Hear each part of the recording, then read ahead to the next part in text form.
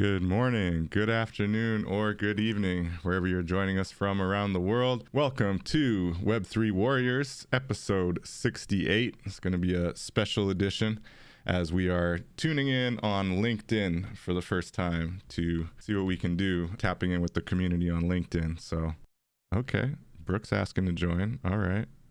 Allowed to speak. Perfect. So you are able to raise your hands. Look at that. Great. Love to see it. There he is. All right, we're good. All right. You got me? Yeah, it was weird. I could hear you. Yeah. Awesome. Okay. Got Micah in the house. What's up, Micah? Welcome. Good afternoon from Los Angeles. Tapping in from LA. Love to see it. And Brooke, how are you? Thanks for joining. Good afternoon. I just kind of came up here just to see if it was easy to just get up here, you raise your hand, or what happened. So I can go back down. No, you're good. You can hang out here. It's good. It's always, good to have diverse voices, you know? Awesome. Well, thanks for joining. Maybe we can give it another minute here, let people file in. But as I was mentioning, it is my first time hosting a space on LinkedIn audio. So we're going to see how this goes. And also really just wanting to kind of branch out the community, as I talked about earlier, in a narrative conduit space, and the need to try to reach new people, reach new audiences. And I think that LinkedIn is an interesting space, you know, very professional, very, you know, a little bit more corporate, you might say. I'm not seeing your hand up. Jagar, he's telling me his hand's up, but I don't see it here. Try raising it again.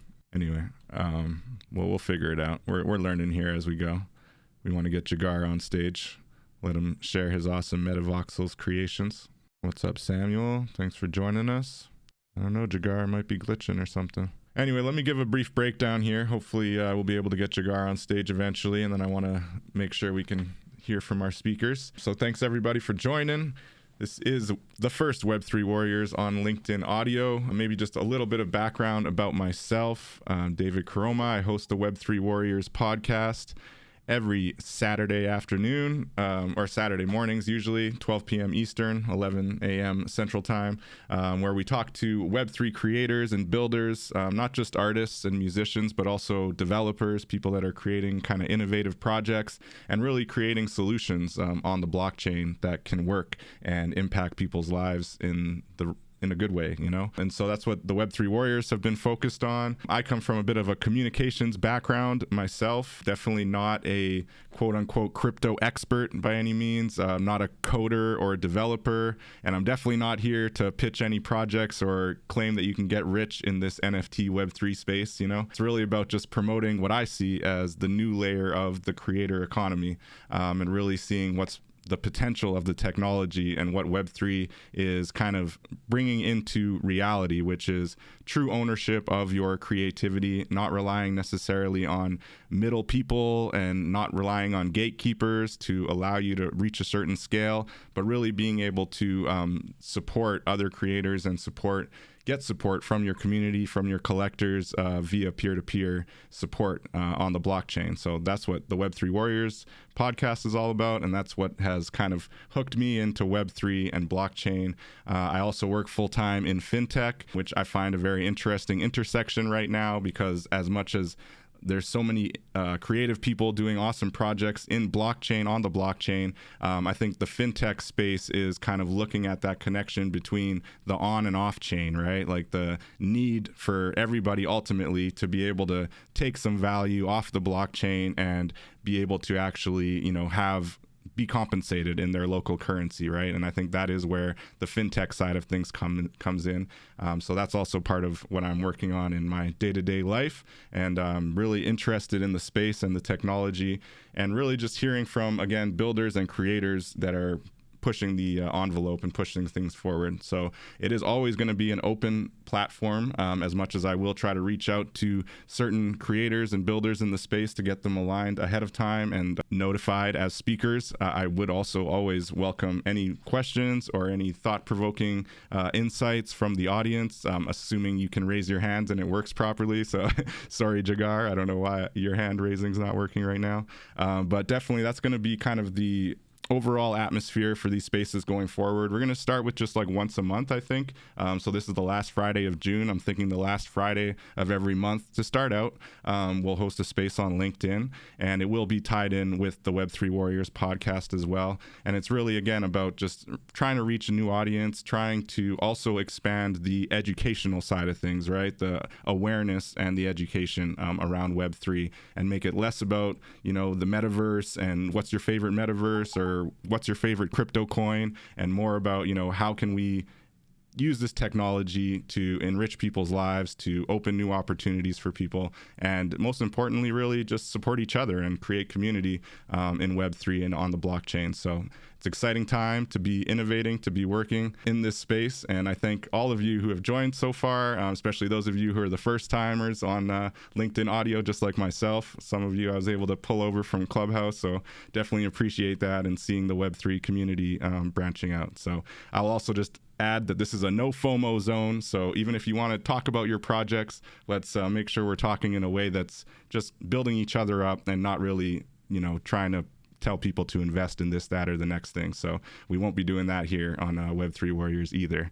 So with all that said, really grateful for Hakim, Draper, and Micah, who were the first to confirm that they were able to join. And Brooke as well. Oh, he just dropped down. Brooke is also building in the metaverse and creating some really awesome voxels creations. So thank you, Brooke, for joining, and please do feel free to hang out on stage. We'd love to hear from you. But without any further ado, I think we'll jump to Hakim first, and then Skid Row Crypto, aka Journalist, to hear about his awesome kind of literature and storytelling that he's got going on the blockchain. But Hakim Draper, I shared a clip from an episode of Web3 Warriors where I interviewed Hakim, where he was really talking about how in Web3, more than anything, you know, it's the sweat equity that makes a difference. You know, it's the ability for someone to just come in, learn the technology, put their creations on the blockchain, and then, you know, reach out to the community of supporters or a brand new community to see if they have supporters and who wants to support them, right? And it's really about putting in that time and effort more than anything, not necessarily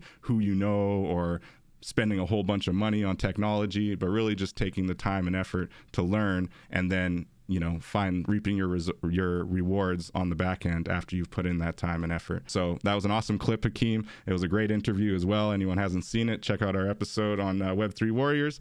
But Hakim, I know you're also working on something really innovative in the copyright space, and how, you know, we don't need to go to these bureaucratic copyright offices necessarily. We can actually put our creations on the blockchain and let that stand as proof of our IP and our ownership. So Hakim, I'd love to hear your thoughts on Web3 and what you're doing in the space, and specifically the copyright innovations that you're working on now. Thanks for joining. Yeah. Hey, thanks for having me. Thanks for the intro. I think it's funny. I fell in love with blockchain as a sort of technology in 2015 and 16. But, you know, as over the last couple of years, I think I've really started to see the parallels from my career in music over the last 30 years and some of the artists and people who have gone on to have really prolific careers, and some of the potential things that are happening in Web3 and with Web3. And so for me, you know, we really started just looking at, I'm a big proponent of trying to fix the legacy ecosystem. But more importantly, I'm also a realist and understand that the current framework that's set up right now cannot be fixed. And so if we're going to stand a chance of helping to encourage or foster innovation, we've got to start at the core of the issue, which is the copyright and the rights holders. And nothing that's happening in this space right now really starts there from the music side. And so, you know, I'm not one to sit around and complain. And we just started building. About 5 years ago, we've started building and deploying, you know, projects that turned into products that turned into a company that now we're really going full-blown artist intelligence labs. We've got a really dope team of a bunch of really committed people who have experienced everything that one can go through in this industry on one level or another, from, you know, a touring musician to literally somebody who just did books and accounting and operations for music companies and artists. So, we're really just trying to come at how we foster real effective solutions for musicians and creatives in this space, from a very realistic standpoint, which is, and I can't stress this enough, coming up with a new version of aggregation and, us collecting and deploying your revenue to you is just dragging the same problems that plague the space over there over here. And so, we've got to start at the core, and it's not sexy and it's not fun. You don't go to the moon registering your copyrights. You're not promising fractional shares and giant hit records that's only going to turn out to $4 a quarter payouts or whatever. You're not doing any of the things that are the buzzwords, so we don't get a lot of coverage. What we do have from the hardcore creator community is a lot of members of our community. We've registered over 100,000 copyrights and growing. And for us, it's, Song Secure and what we've done with the copyrights on the blockchain is really the hinge point for everything. I was just looking at an update to some of the other tools that we're building. And, I this in another room this morning, but one of the big challenges that I think every artist has right now, even major labels for that matter, is that right now my Spotify for Artists data is siloed in Spotify for Artists, and my Apple Music for Artists data is siloed there, and my Tidal for Artists data is siloed there, and my BMI data is siloed in BMI, and all of the data that I need to be seeing and reacting to in real time in the digital society that we live in now, I wait 30 to 60 days to receive in statements that make your eyes gloss over and have no value because the moment has passed. And so you see that being changed to be instantaneous on the blockchain? That's what we're doing now. So, that's one of the things we're doing now. So one of the things we're leading to with Song Secure is a thing called Song Vault, which is essentially your management framework, your ecosystem, your visual dashboard, where you get connectivity and you can see across all of these platforms where your music is both distributed and being consumed or engaged with. And so I was looking at some really cool integrations we've done where, again, we've started to connect the Spotify and the Tidal and the Apple Music for Artists and some of those resources. And there's low-hanging fruit in all of this. We have a product right now called Tune.bio. That is a free product that any uses Artist Toolbox AI or Song Secure gets, they can use. Version 2 of that has amazing integrations in it already. That'll be coming out in the next month or so. But so the idea that as an artist, I'm using a link sharing product that's not really designed for me and my industry is kind of ridiculous. If it was designed for me and my industry, it would have done what we just did, which is connect your Spotify and connect your YouTube and connect your Tidal and stuff. So you don't always have to go update the link for your newest release. So it's automatically there, and you just have to worry about sharing your damn link and getting out there and doing shows. There's little things in here that we could have automated a long time ago and made a lot more frictionless and a lot more seamless, but that involves connecting a bunch of data points without actually extracting revenue, and that's not sexy for a lot of people. It's exciting for us, so that's where we're headed. That's amazing. And so you said that platform for the using blockchain to kind of claim your IP is songsecure.com, and that one's specifically for music. Yes. Yeah.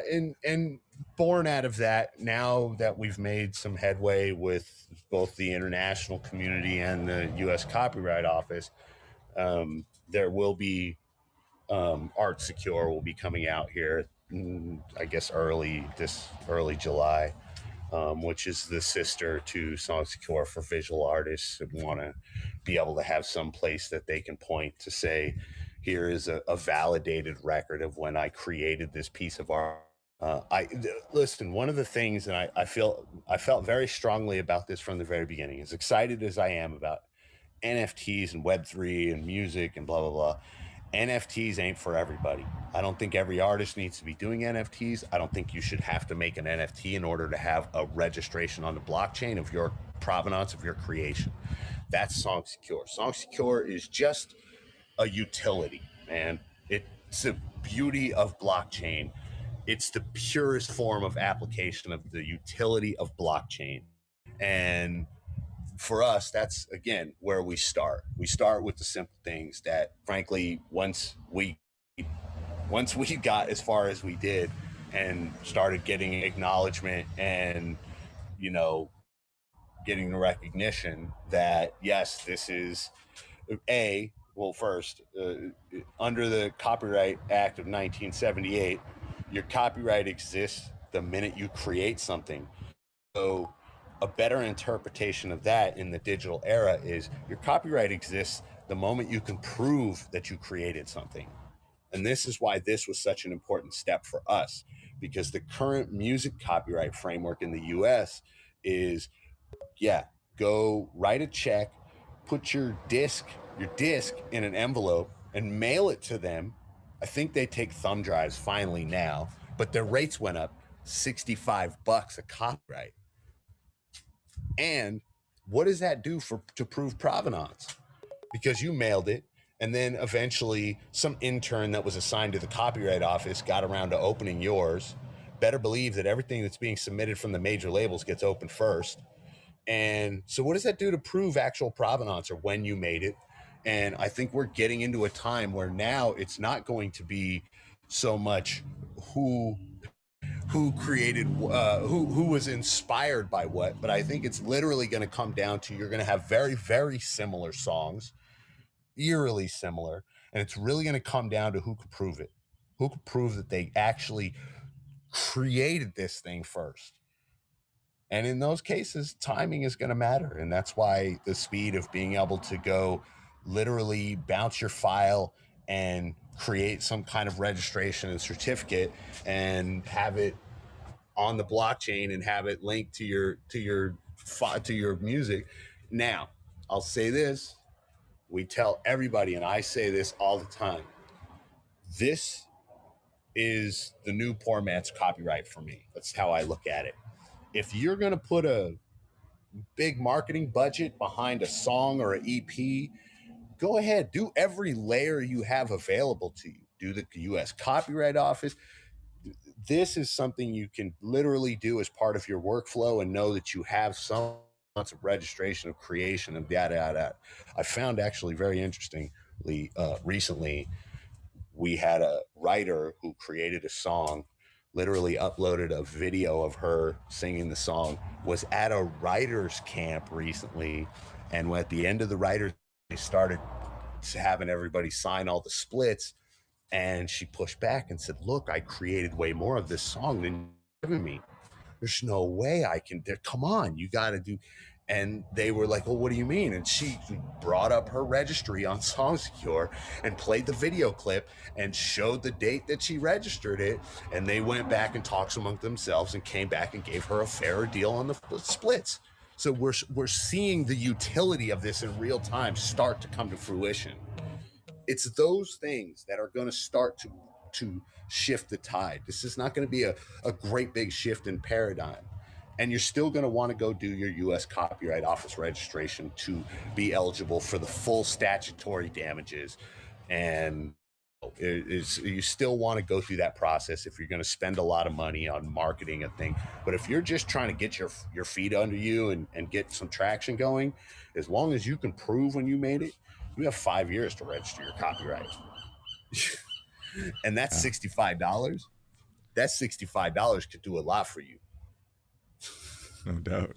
Amazing, Hakim. Thank you. This is, I think Song Secure is live, Art Secure is on the way, and that is 110% blockchain utility right there. And it's awesome that example you shared of that musician, right? She's not necessarily gung-ho in Web3 or doing NFTs and all this, but she knew that she put that example on the blockchain at that date, and that was able to be used, to prove her IP, her provenance, and creating, much of the beat, right? So, yeah, that's really interesting. And who knows, like you say, with AI, it's crazy.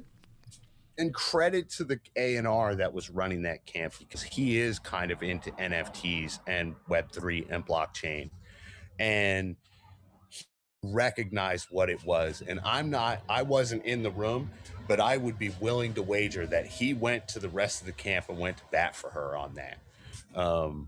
And so credit to whoever in that camp that also recognized that tides are changing and these things are going to have to be recognized. No doubt. That's amazing. Well, congrats on what you've already accomplished. And I think Art Secure is on the way, and your whole system that you got kind of building out here with your artist intelligence labs is definitely hella innovative. So look forward to seeing what you got around the corner. We'll jump over to Skid Row. Sorry. Wait, let me share one more thing real quick. Yeah. Sorry, David. One more problem. Thing. Part of my inspiration for all of this is that for the last couple of years, we did the Music Business Red Pill sessions, which was like a room we did every morning for an hour. It's kind of tough because musicians don't get up early. So I have to get up early because, the business moves fast and it's global and yada, yada, yada. But so that was the best time for me. But one of the things in all of this is to be able to continue sharing that knowledge and sort of creating that real-time ongoing masterclass for anybody who does want to learn how to build up a real career in music, because there's a lot of ways that it can happen. And so that's part of what all of this drives, is that octave up, which I'm glad Micah's up next, because I'm gonna be talking to him about doing some guest blogs on there as well. But, that for me is really my legacy play, if I'm being totally honest here, is to empower and inform and educate as many artists as I possibly can. And there'll never be a sign up or a paywall or a whatever. That is literally just a place where we can just to share all of our experience in this industry and everything we're experiencing ongoing, as we're all very active in this industry. And so that's the thing I'm probably most proud of everything that we're doing, is being able to just have that stuff be out there and living, hopefully forever. That's it. Immutable on the blockchain. And octaveup.com. Definitely check it out. You've been dropping some cool blog posts and interesting insights from some professionals in the space, and so it's really, really amazing. So definitely check out octaveup.com. And on that note, talking about blogging and really reporting and journalism, which is in general, I think it's underappreciated, frankly, but especially in the Web3 space, with all the crazy quote unquote scams and all these rug pulls and things like this happening. We need way more real reporting than we have, unfortunately. But Micah is a shining light in this journalism space, and has been reporting on a lot of amazing kind of stories from the space back, couple years now, a few years at least. So definitely love to hear your thoughts on that. I also just want to give a shout out to Jagar and anybody else who's trying to raise their hand. Apparently I can't see it. I'm on desktop right now, so I don't know if that changes anything. If anyone else, I don't know if Hakim or Micah are able to see it. Maybe they can let you up, but apologies, Jagar. I'd love to have you on stage here. But anybody who wants to try, please do raise your hand and we'll try to get you up. Brooke was able to join before, but apparently, we're learning. It's not quite as smooth as Clubhouse, but it's cool. It's a vibe.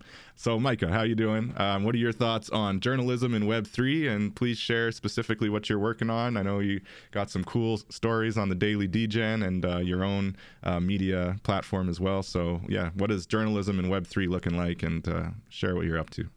How's it going? Thanks for joining.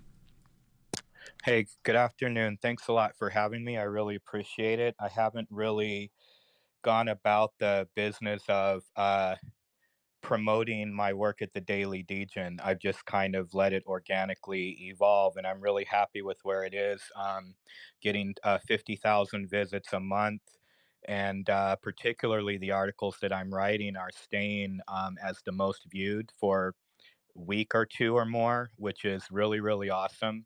So I'm finding that in producing the right content, I don't have to market it as much. I don't have to tweet it as much.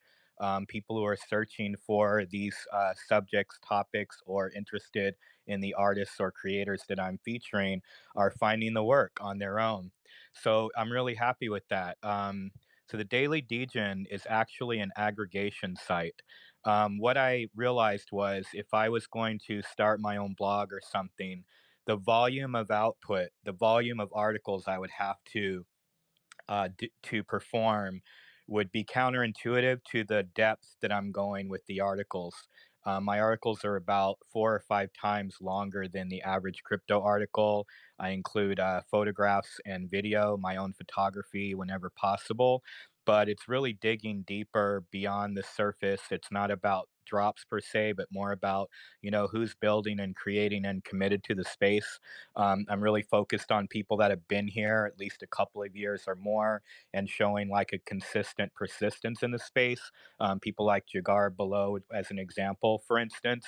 And it's been an awesome journey from writing for some publications in the beginning in early 2021 to kind of branching out into more freelance stuff. I was ghostwriting for some influencers, some of these million plus follower influencers for a while. So I kind of disappeared from the public outward facing thing as I was doing more copywriting and contract work. But I didn't find it as rewarding, even though it was more lucrative. I wanted to contribute more to telling the stories of our time. And that's kind of where I'm at now. So it might range from an investigative article like, the one I did on BitBoy, to writing about the BlackRock ETF, you know, the spot ETF application with the SEC and breaking down 162 pages of legislation for like the digital asset market structure bill, but also being able to feature some artists. I recently covered Sabet, Creatress, and I'm kind of working through some others to really kind of help to establish provenance because I feel like so much of what's happening in Web3 is real time. They're fleeting tweets and things that are gone from your feed, and people are not necessarily focused on their enduring legacy in this space, and it's really problematic. So I'm encouraged by the idea that I'm getting 50,000 views a month right now in its infancy, because I realize the demand is definitely there. I don't have to sell or push that when at one time I thought that people were not reading enough. I think what people are looking for, if they are going to read in Web3, is more depth and nuance and not necessarily a commercial, but more of a insightful look or perspective on the subject while featuring somebody. So it's been really cool to do this. Yesterday, I was meeting with a filmmaker from Venezuela who has a NFT documentary project that he's funding. I was able to sit with him in mid city LA, do a mini photo shoot. Interview him with audio, which there'll be then clips, photography, and then the written sort of cleaned up transcript of the article.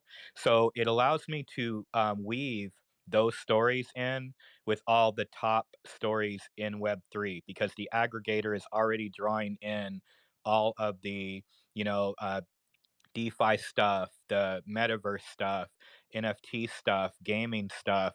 It's already drawing it in, and that's what's drawing the traffic. And then with my articles, just as I'm completing them, it's only maybe one every few days to a week.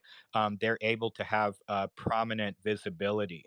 So if you go on the landing page of the dailydegen.io right now, you'll probably see my BlackRock article, which was I believe I wrote that maybe 2 weeks ago, but it is still sitting as most viewed this week. And pretty much all of my articles that I write are getting that kind of exposure because I'm also promoting them in my socials and in conversations with people, which is something that most publications are not doing.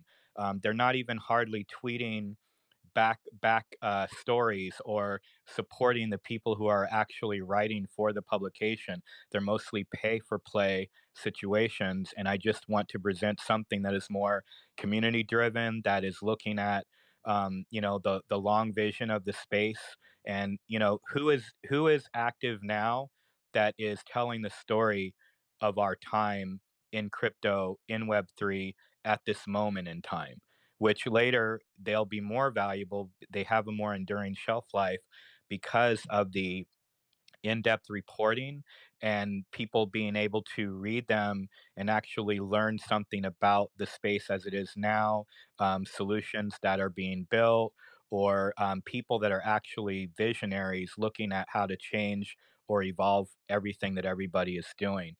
So I'm really excited. I'm happy to be doing this, and it's not always the thing that's most paid attention to, as people are really more desperate to sell NFTs and really be out there in your face with that.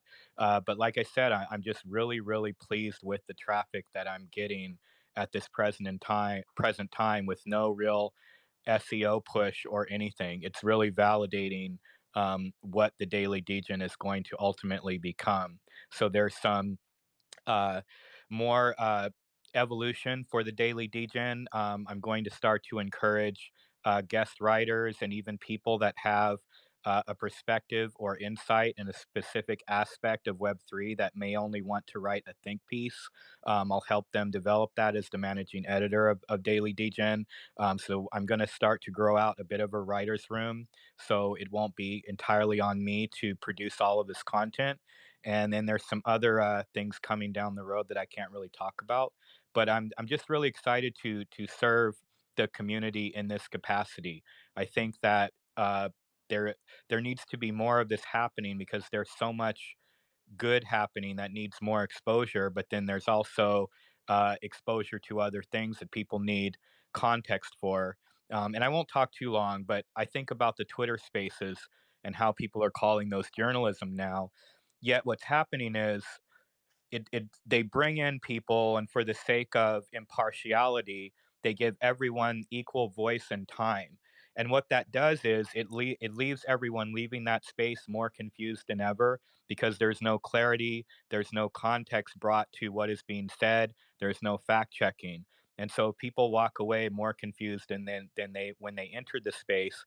Someone needs to bring all of that together, summarize it, boil it down to what's important, and then offer that in a way that you can literally find it later. People are not necessarily going to old Twitter spaces and listening to 2 and 3 hours of conversation to glean what they need out of it.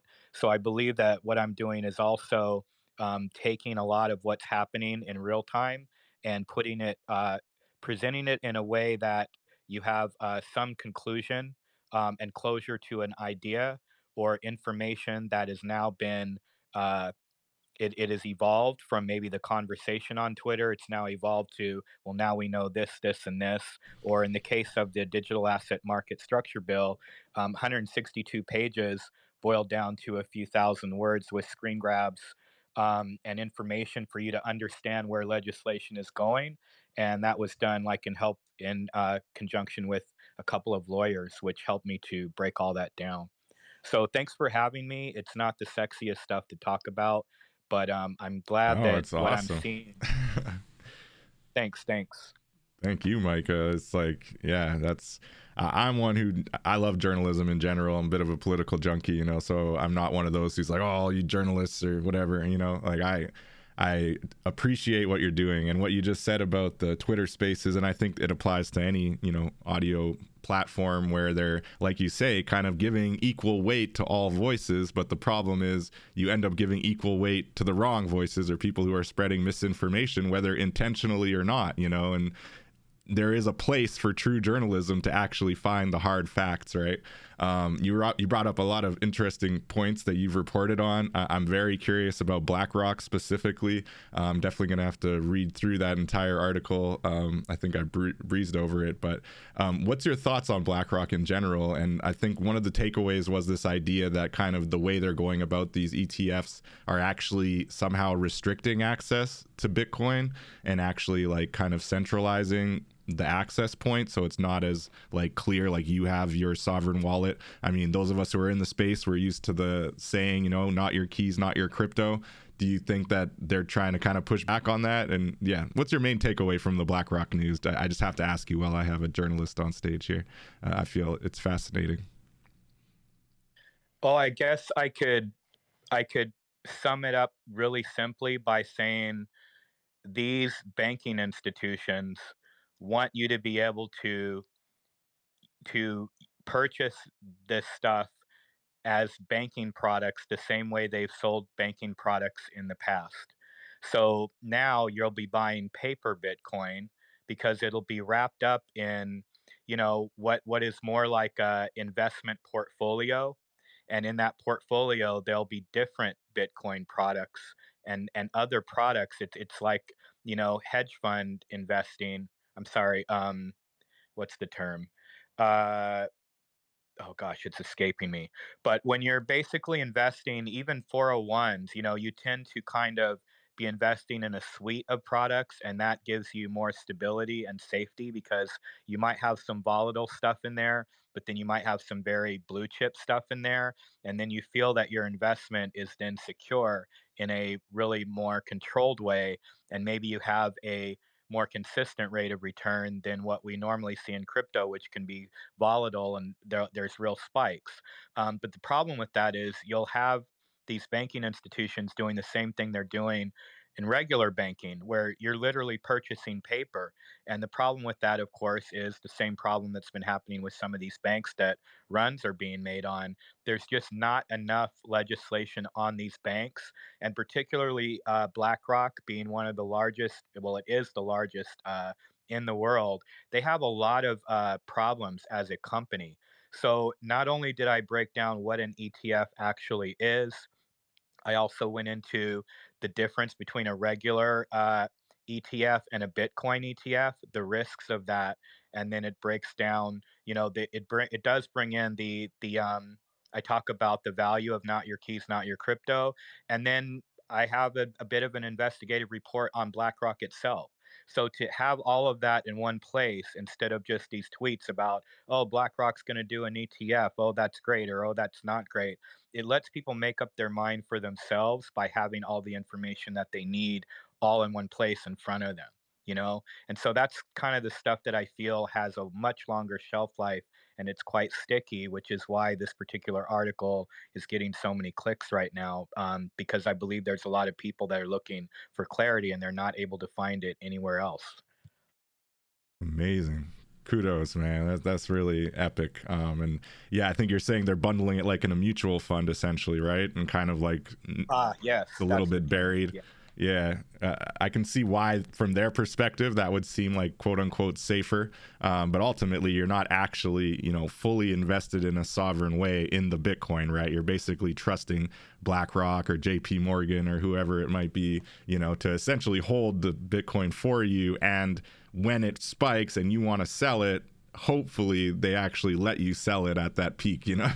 That's where I feel like often what happens, at least in the Coinbase scenario and others we've seen, where when there is a big spike and the people that have been hodling for a long time want to sell off, all of a sudden they close the taps and selling isn't quite as easy as it's supposed to be, right? I do want to also say, anybody, just wanted to mention, if you have any questions, anything, you know, thought-provoking come up, since the hand raising doesn't seem to be working, feel free to shoot me a message in a DM, and I can definitely relay the question to our speakers here on stage. But yeah, Micah, you're saying? Only in that, to kind of add to that whole conversation, the Digital Asset Market Structure Bill was quietly released on June 2nd to not much attention by the entire crypto community. And it was because there was other news getting everybody's attention, some scandal and stuff like that.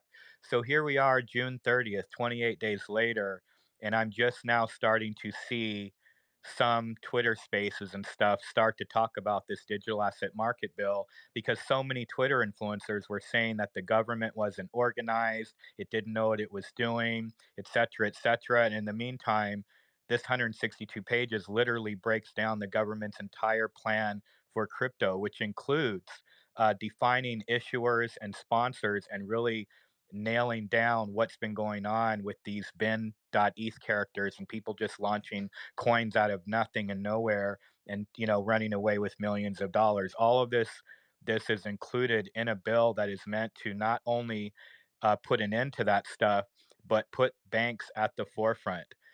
Imagine a time when you may not be able to launch a coin at all on your own because the amount of paperwork and oversight and application process and qualifying as an issuer, et cetera, is now preventing the little guy or gal from actually doing some of the stuff we're free to do right now because legislation will dramatically affect it.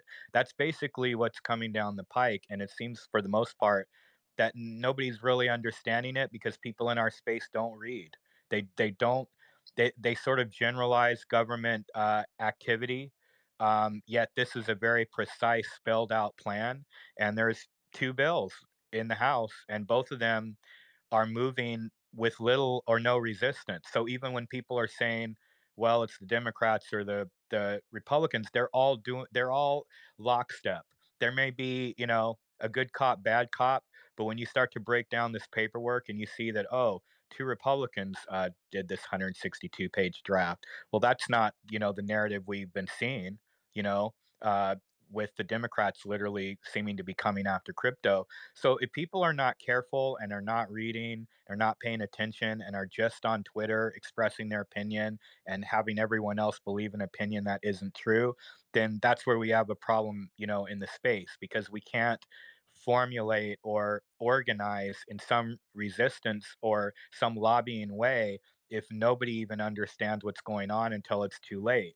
And then we just tend to have a lot of reactionary spaces where people are literally just reacting to something that's happened. And I mean, those are needed for people to kind of get their head around what's happened. But there is a way to approach some of this stuff before it actually becomes legislation.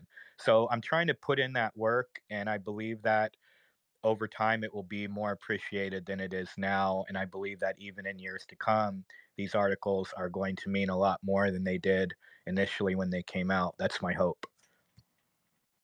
I can see that for sure. And I know you breezed over pulling together a writers collective or something. I'm down to join that. We worked together briefly at that nfts.wtf, had some pretty cool articles. That's the only crypto writing I've done so far, but I would love to help you out and be part of that team because I know it is a important initiative, really, to your point, and even though a lot of people in the space don't read, that's true, and a lot of them, believe whatever random conspiracy theories and hyped up news they might get from Twitter Spaces. There is a serious dearth of real journalism, and you're filling that gap. So it's really amazing. I remember reading through your article with Sabet, right, who's I think he's one of the top grossing artists in the Web3 space and the NFT space. He definitely blew up from early on. Yet nowhere in that collection, or in that article, I should say, are you talking about his floor price or his volume of, Ethereum sold, or focusing on that as the kind of crux of it, right? You're actually telling the human story of someone who's into healing, someone who uses his art to heal, someone who's had a very interesting, kind of tumultuous maybe relationship with the space up and down, while also obviously being very grateful for everything he's been able to accomplish and continues to build in the space. So yeah, it's really cool, and it's definitely a breath of fresh air to get this kind of reporting, this in-depth reporting about this topic and this space in Web3. So kudos, man. It's really amazing. I want to do more of it. The Creatress article was another. But if you just imagine, writing a few thousand words per article, these are not little snippets. It takes a lot out of me. It's a lot of care and consideration. So I do need to scale.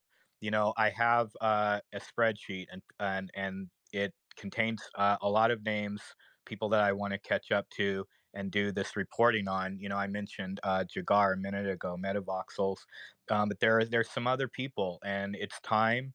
They put in the work, and it's just a matter of me finding the opportunity cost because while reporting on these issues, nobody is paying me directly.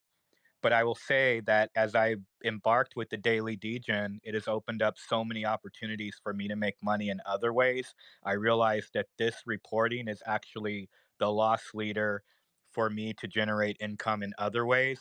That way, I'm not forced to report on projects that sort of paid me enough, or it's just a really tricky thing when you're like needing to vet people and projects.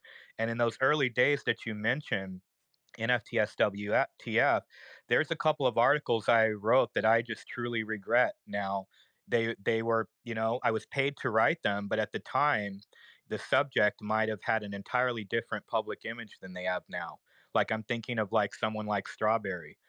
He went, he had a major fall from grace and got canceled after a lot of, personal stuff was revealed. But I wrote that article, prior to his drop. He sells out 10,000 NFTs. Back in those days, an article ahead of a drop was going to help you sell out, in addition to a couple of three drop parties, because the space was so insulated. It was like a bubble where essentially you could just speak in two or three spaces, throw a drop party, have an article, and you could sell out your entire collection. Nowadays it's not like that, but that article still exists, and it kind of presents him in a way that I'd prefer that it didn't. So I'm just trying to be more careful now in like who I'm writing and reporting about. And if I'm going to come after you, I'm going to come after you.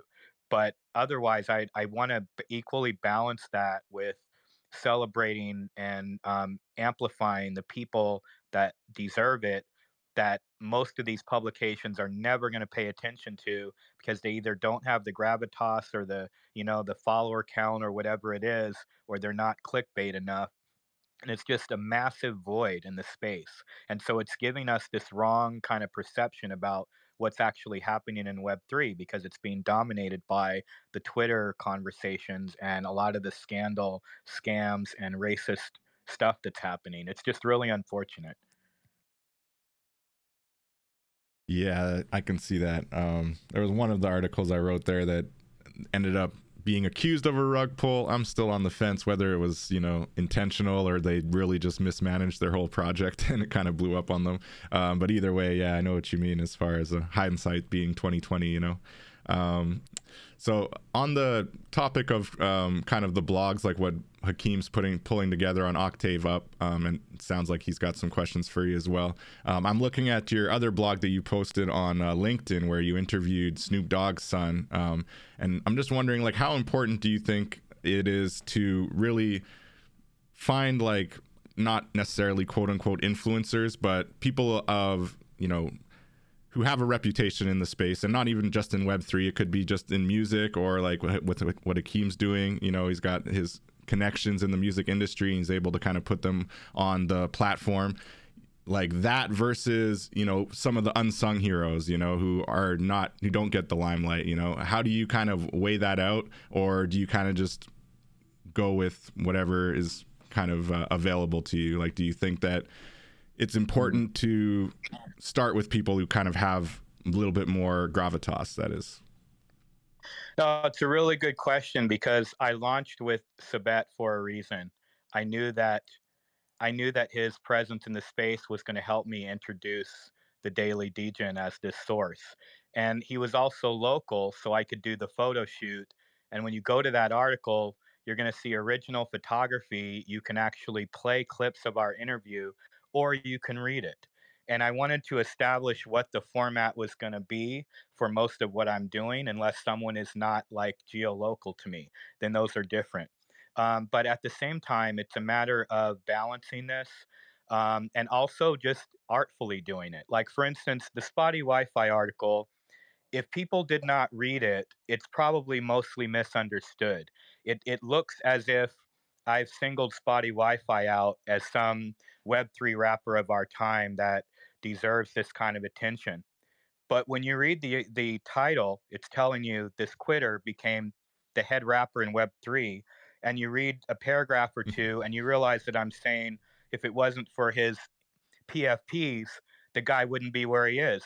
And then to top that off, as I go deeper in the article, I literally feature some dissent from people in the community, from neighborhood jewelry, for instance. And it was an opportunity for me to actually mention and elevate Kane. Now, whether he sees that as that or not doesn't matter.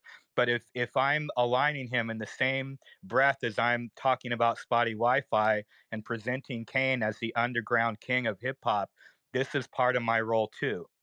So it's basically to grab the attention with someone like Spotty and say, well, you know, this is how Spotty became who he is. And then you know, there's an entire legion of very talented artists that may not have the same level of notoriety, but they're coming for you, you know, and there'll be more articles about music that I would love to do. I just am not as connected to the Web3 music scene as I would like to be. And I want to be able to have some understanding of it before I dig too deep. But it was just an opportunity for me. And I'm really happy with it. Although I don't believe anybody I mentioned in it is happy that they were mentioned. Spotty Wi-Fi himself has not shared the article, and I know I why, was. because it was too truthful, you know? No, listen, I want to jump in on this. So this is one of the things I'll say. I appreciate you, Micah. I really appreciate your work because what you do is you write the story, not the agenda. And that's very different for a lot of people. Everybody assumes agenda off rip on anything from anyone. And if you read any of your work, you write the story, not the agenda. And I think that's what really, like you said at the very top when you started speaking, what this space needs. Somebody has to do the dirty infrastructure work to set a standard for what we think things should really be looking like as we move further into this direction. So I appreciate what you do and I appreciate your work a lot. And I told you directly, I appreciated that article because when I read it, you're calling all of it for what it really is. You're just showing all of it for what it really is. Here is manipulation versus sweat equity. And I think for me, what I took out of it, I think that the thing that everybody should really look at and take out, one of the things that they should take away from that is they should really ask themselves at the end of that who they think has a longer career ahead of them, not who made the bigger splash or headline so far, because that's irrelevant. Who's got the longer career ahead of them? And I think Yeah, that for is an sure. interesting proposition. And I hope that, you know, moving forward, I'll kind of have you as um, some type of a metronome to understand how and where I can focus my energies in Web3 music, because you know I don't want to force stories that I'm not informed about or I don't understand the context. And that's really the thing that's kept me from reporting even on a lot more artistry, because you know it's different to be an art writer than it is to be a journalist. So it isn't my job to necessarily critique, but getting under the surface of like what makes this space work, what works in this space, why did this person happen to find success, and what can you learn from that? But also, you know, even if you learn something from someone that you can't rinse and repeat, you need to understand what the values are, or what is more probable to work in our space. It's really some analysis. And I think that's also why the 50,000 views are happening, because there's a lot of Web2 people that are looking for more depth in the article so they can understand what the hell they're trying to get into. And a lot of these articles are just not doing that. They're either speaking to people who are already in Web3, or they're pretty much bashing the space or with clickbait and stuff like that.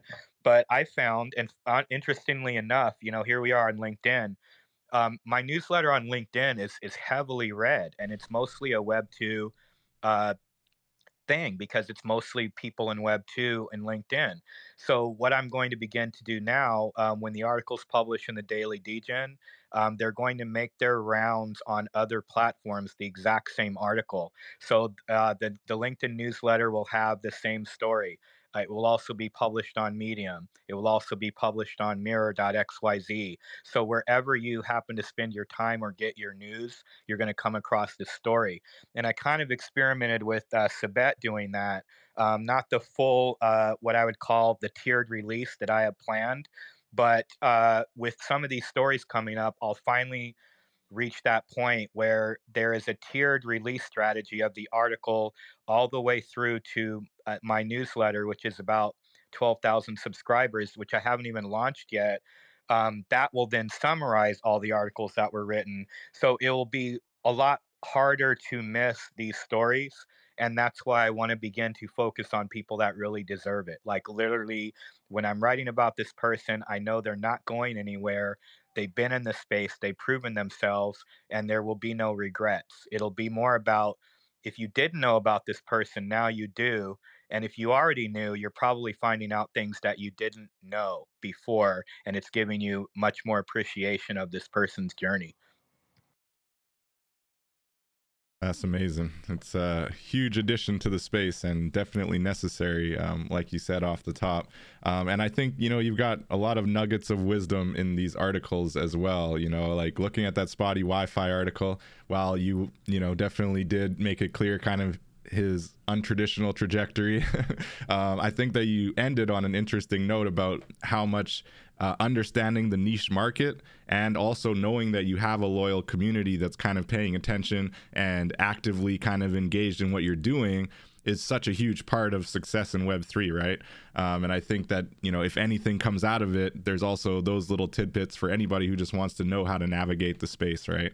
But to your point, I think, putting that on the level, you got Low Sleazy quoted there, you got Hakim Draper on there, and Kane Mayfield. So I agree, whether you want to see it as underground, or I think there's a quote there from Low talking about, I don't know if it was Low or Hakim, talking about Web3 being like 90s hip hop, right? And I definitely resonate with that, or even 80s hip hop, like hip hop before it really just like blew up, right?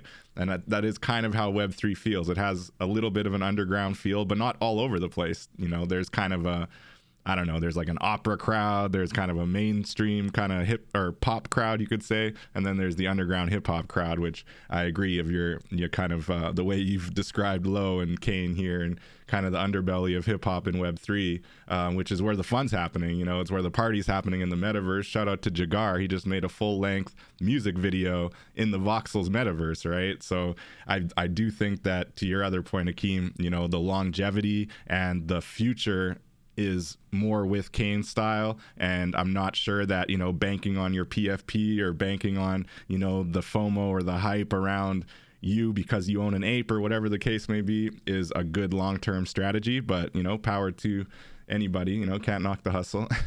But yeah, you just got so many good nuggets there. So Hakim, I don't know if you want to jump in on that. Again, if anyone has any questions, please do send them in the DMs.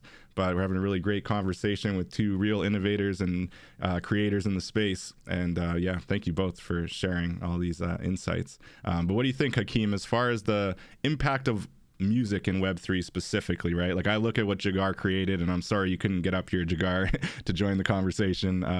LinkedIn needs a little bit of work still. But when you look at that music video that he created in Voxels, right? Featuring, Low Sleazy, DJ Booman, Kane Mayfield. So you got the collaboration happening. You have the actual full video in the metaverse, in the digital world. And it's selling, right, as an NFT. And now you've got a community of holders that may have some new additional benefit to holding this NFT that they don't even know about yet. So how do you feel about just the general impact of something like that and the way that the space is kind of evolving? So we have this conversation all the time where people will ask, like, what is a Web3 label or whatever? And I don't think a record label per se exists in Web3. What I do think is that the model that succeeds in Web3 is everything is old is new again. So I look to Wu-Tang that has interactive individuals that are also part of a greater collective. Everyone has their own solo career, but at the same time, the collective is a priority, is a key component to what they do. And that collective is also a community hub where there's an exchange of ideas and interactions and fans and all kinds of other things. So I think when, and I said this about this drop, this blockchain jewelry is the drop. It's if you haven't seen it, it's called blockchain jewelry. It's two communities basically that came together, blockchain gospel and neighborhood jewelry, that started with just the two people from the community that came together, and then somebody else got involved, and then somebody else got involved, and all of a sudden the best way I could describe it was great, because what you're seeing is everybody has been around each other for so long that everybody knows where everybody's skill sets are. So it's really like watching a really great basketball team where you're seeing a bunch of no-look passes and wild outside threes. And every time somebody hands you the ball back, it's like, whoa. And then here's the mix. Whoa. Hey, here's the clip of the first clip from the visual. Whoa. And then you see the whole thing come together, and you're like, it's that, to me, that's the formula. And I think it's a more balanced win-win from the fan artist relationship side. It's probably not going to be as scalable as the obscene money that top artists make today, but that doesn't need to be anybody's goal. I talk about all the time. I work with acts that nobody knows that make a very good living. They tour a couple times a year.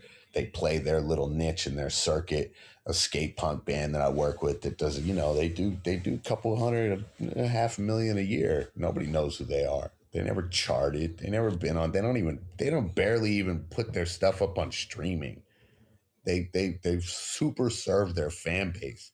Their fan base don't listen to streaming a lot, but their fan base will buy vinyl from them.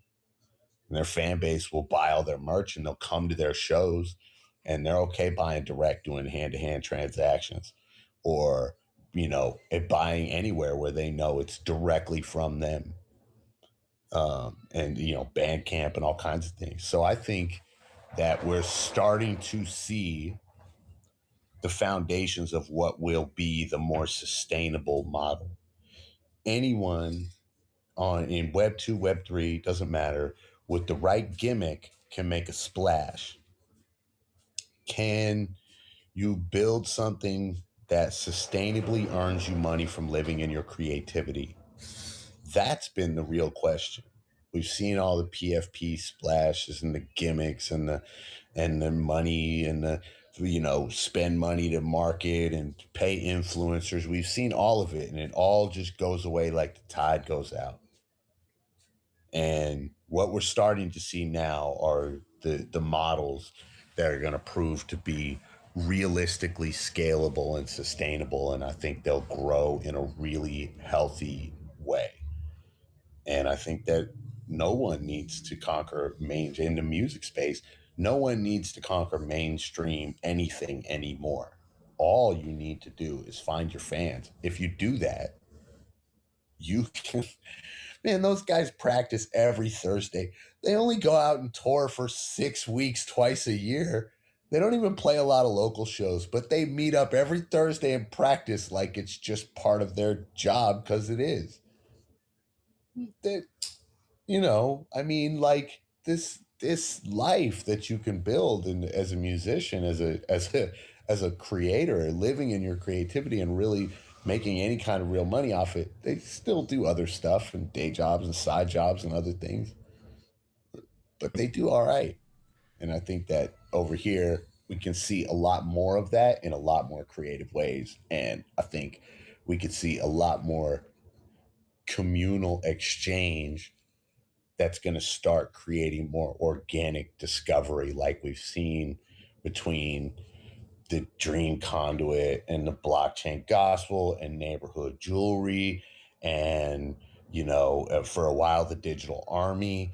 There was this really cool organic discovery that started to happen again. And that's what happens when we kind of removed the algorithms from our personal creative journey and equation of how we find our fans. Yeah, we still have to pay attention to them, and we got to do what we have to do with the social media platforms. But in the end, if you start finding your fans, you super serve those fans, and they will generate more fans.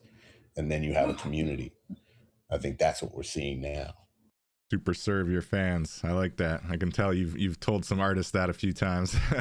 That's amazing though. So if you were comparing, like that band you're talking about that does enough to feel comfortable and make their way and, serve their fans, do you see the Web3, the NFT as kind of that new specialized vinyl? Essentially, it's like that new offer that any artist can just add to their quiver and, keep it rolling and kind of, like you say, super serve their community and add all kinds of utility to the NFT and give them that opportunity to, serve their community. I actually go a step way. further. Yeah, I go a step further, which is as an artist who's trying to find your footing, you can't afford not to spend some time in these communities and wrap your head around what's going on.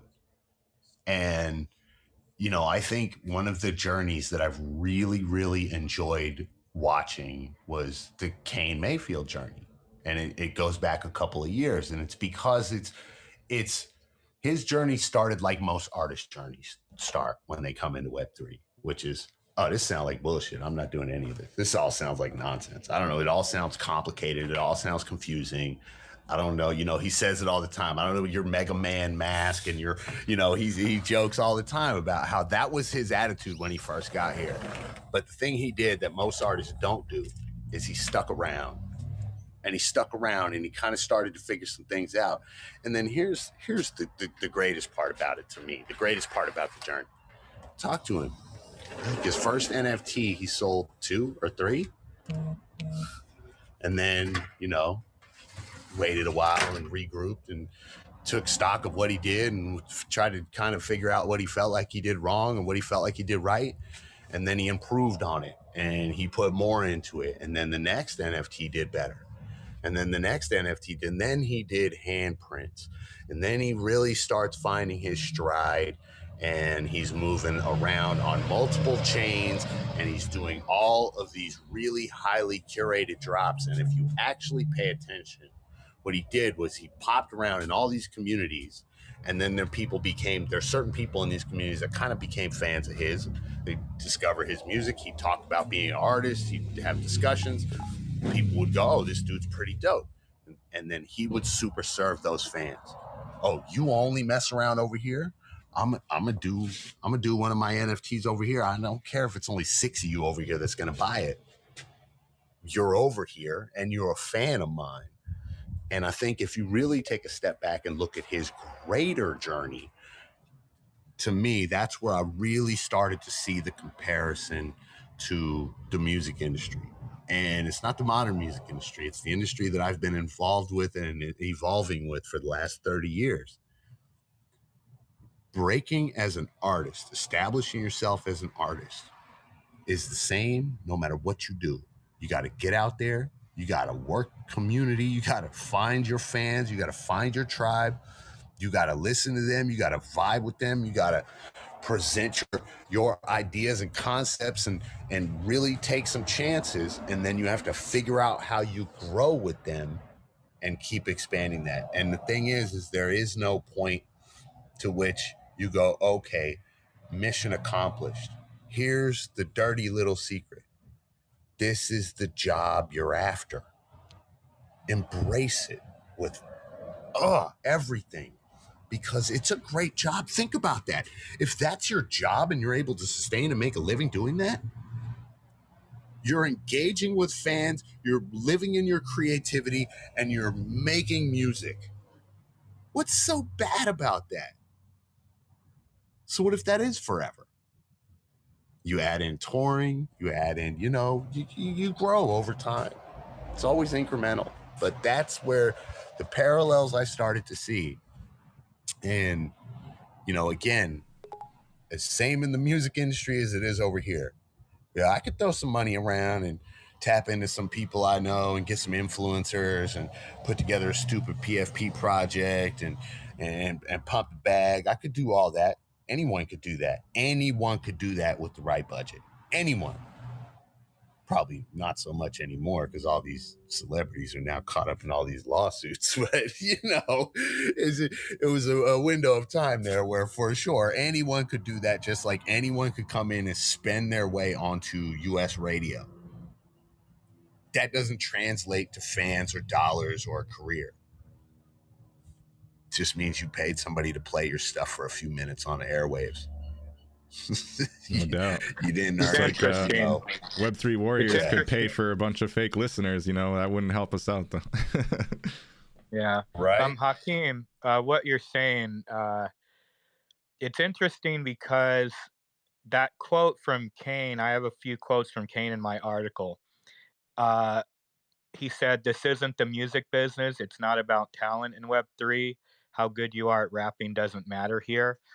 And he understands that and is able to accept that as a rapper and performer and understand that the business of it is just as important as the talent of it when it comes to Web3, which is why he has made it his mission to essentially tour not the country, but the communities of Web3. It is a community tour. And if you do the community tour and you shake hands and kiss babies, you're going to be okay. And all that goes back to what you said earlier, which was you just got to be here. It's not going to be like this all the time, but it's like this right now.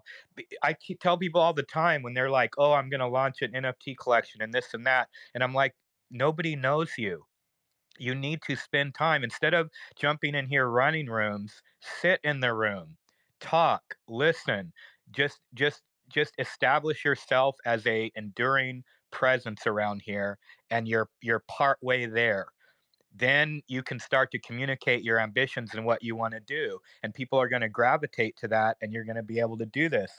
The one thing that I did think was quite fascinating is you said early in that you did not think NFTs were necessarily the vehicle, and that's probably a conversation I would love to have later. But you know, some of these people that have just been putting in the work that haven't yet necessarily seen the fruits of that labor, I'm certain that in time to come, all of that's going to change. And they'll be in interviews and stuff talking about how hard they worked and when they couldn't sell an NFT and blah, blah, blah. Because in many cases, even for artists, it's not even necessarily about the art you're looking at. People are buying for many different reasons. So it's just a different nuanced market right now, this Web3 thing, and what it takes to actually be successful. Yeah, well, listen, and on that, I mean, I love NFTs. I think what's happening is we have a lot of lazy application right now, and I don't think that NFTs for distributing music are going to be the great solution to the challenge that we face. I think that blockchain and token mechanism for permissions and rights and being able to have some kind of control and visibility into where your content is, I think is going to be really important for creatives. But what I do think is that I think that as we see more dynamic NFTs start to be deployed, and like Snoop's doing the thing with the tour thing, which is, you know, well, that's a whole nother conversation we could have. I'm a little bitter. I'm not a part of it. But so this is something we were experimenting with last year. And we were doing, you know, we were experimenting with NFTs that were linked to time of day, also proximity to venues, also proximity to maybe the artist or other fans. So we were really experimenting and playing around with a lot of this stuff, and, you know, trying to figure out, I mean, there's something there. I'm not sure where the answer is. I will tell you, in all of the things that we did, there's so much more to what NFTs can do and be. I just think PFPs and putting your song as an NFT is kind of a lazy application. I love the NFT as a token gate, as the membership key, as the fan rewards, because you've earned all these stripes. So I'm gonna keep airdropping you sergeant stripes until you're a major in my army. I love all that. Even if they buy them or earn them along the way through concert tickets and participation in my social media ecosystem or streaming ecosystem or promotional ecosystem, whatever it is. I think there's a neglected piece in the new, and I shouldn't even say new, in the modern creative economy. There is a neglected piece of the equation. We call it creator sweat equity, or fan sweat equity. The fan sweat equity that it takes for your favorite artist to get big enough for them to get on your radar is tremendous. And the fact that we still are not aggressively figuring out new and creative ways to track and reward that early fan sweat equity. You know how easy it is by the time you get an artist from doing the dive bars to hitting the first Grammy, and you look back in the ecosystem and you go, wait, where's those like 25 or 30 day ones in this whole list of special people that we have on our fan club list? What level of reward have we given them that's extra to everyone else because they shared everything when it counted the most? And I think we can't neglect that. I think that is what's going to build the new legacy acts. It's not just going to be the music, and it's not just going to be your performance. It's going to be the way that you engage and rewarded your fans. And that's going to be the thing that creates that 30, 40-year bond with an act. It used to happen in different ways over the last few decades. And we're watching everything evolve, and everybody's going, well, where are the next legacy acts going to come from? But inside, I will tell you, having been inside two very successful camps, listen, Bruno Mars and Anderson .Paak ain't going nowhere. Nowhere. No time soon.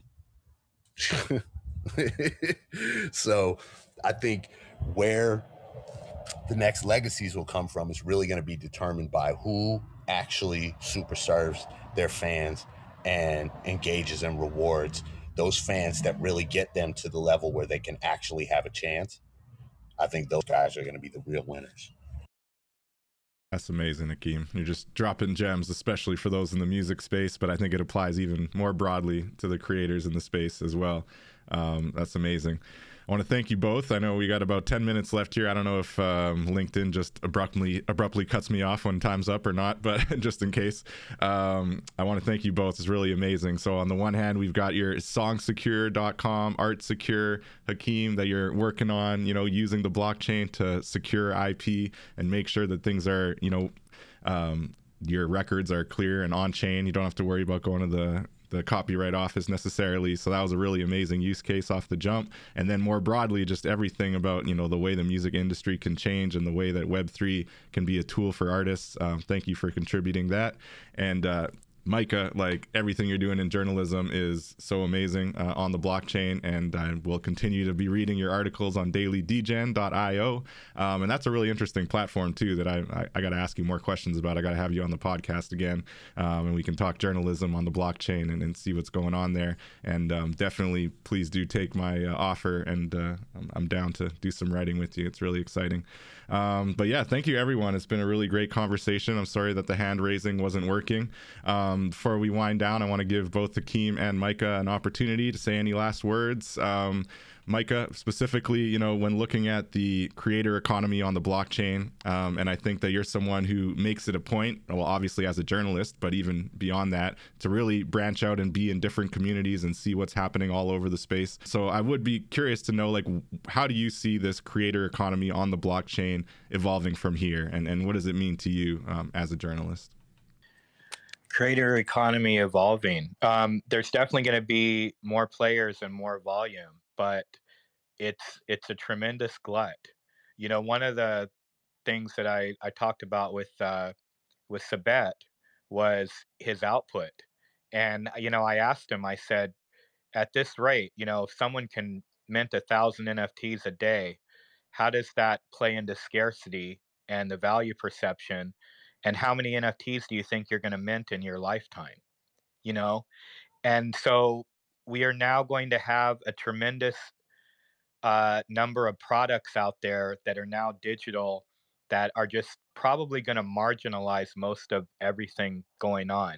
If you don't have your communities you're rooted in, or some standing in the space, this whole NFT thing, it's not going to be any different than having a table out on the street and hoping somebody stops and like buys the T-shirt you have sitting there.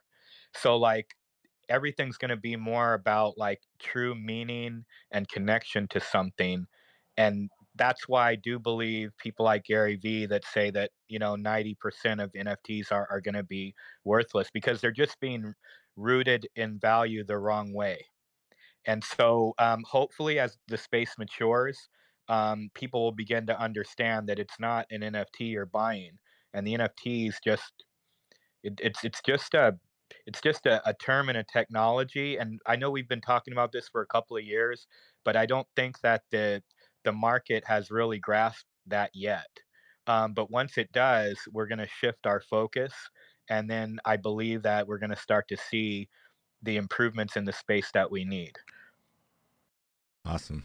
Yeah, I'm with it. I remember when Gary first made that point, and I think he even said 99%. And I get where he's coming from, especially in the PFP lane. But I've always pushed back on it and said, like, the art that I buy from an artist I'm supporting, whether or not that goes up in value, like the artist won because I supported them by buying it, and I won because I like the art and I'm down to have it on my metaverse walls for the foreseeable future, so it's kind of just like an added bonus if it happens to accrue value and I decide to sell it. Okay, maybe, but I really feel like there's no losing in that, whereas the way that Gary had kind of framed that, it's like, oh well, you all buying a bunch of losers, like these NFTs are going to be worthless. And I can say 90% of my NFTs cannot be worthless. So I'm happy with my NFT purchases. So Hakim, same question to you. How do you see things evolving, or how would you like to see things evolving? And we'll wind down here. Thank you, everybody. Well, I think to that whole point that Micah made in the Gary Vee quote, I look at parallels in the music industry. I think it's estimated right now that 97% of music that's released every year goes undiscovered. That means nobody's listening to it. It's barely their friends, maybe, or them. So, I don't know that it's a value. I think it's whether people are actually seeing or engaging in them at all is really more of going to be the question. But yeah, I think, look, going forward, I mean, I'm certainly hopeful. I think that we have to stop drawing lines of like your web 2 or your web 3 or any of that nonsense. I think that, one of the things that in dealing with the labels lately over the last few years, I think, one of the things that has surprised and quietly impressed me, and I've mentioned this a few times in recent days, is that their ability to evolve and adapt to all of this has been quite impressive, and I wouldn't underestimate that. And on the flip side, I think the one thing that I will tell you from my experience over 30 years in the music industry, and I see a lot of parallels here again, is that there aren't gatekeepers and there's not a magic code, and no one's going to put you on or give you a cosign that's going to make you sell 1 million NFTs and be rich overnight. There's none of that. There's anybody who's doing it under that way is just paying for it, and it's going to be a rug pull. The fact is that anything that's even been remotely successful over here, and frankly, even Bored Apes to that matter, started by building a community. And I think we overlooked that so quickly. I mean, it's the same as every single successful artist that I've managed to work with over the course of my career. It started with finding your people, man. Starts with dig in, master your craft, understand your why be able to communicate your why or relay your why for musicians. It's in your passion for performance and music and how you present yourself, how you prepare yourself. Be open, be honest. I think, I think I'm very hopeful. I think that what we're seeing is we're seeing the dust settle. We're seeing the influencer bloom fall off the stem and go out of season. Everybody is seeing that stuff for what it is. And I think that there's still a lot of people building in a lot of significant ways in this space. And I think the bigger thing is that, man, there's no one way to do this. So who the hell are we to say which one is wrong or right? As long as people keep developing over here and we can all keep finding things that we find are utility or find that are additive or maybe inspire us to create our own solution to some complex issue in our own world, I think we're winning and we're heading in the right direction. And I think that when you look at artists like Kane Mayfield and, you know, where music NFTs specifically are headed, I think there's a lot of work for artists to do, to sit back and get comfortable and stop expecting people to just hand them stuff. But that's not any different than it is in Web 2. I'm throwing up air quotes. And then finally, I'll say, before anybody who is listening, I appreciate all of you. Before anybody you don't let anybody pay for advice about the music business. Literally, we're sharing everything. Me and my friends collectively have, 100 years in this business. We're still active. This year, we've done 3 label deals. We're still very, very active.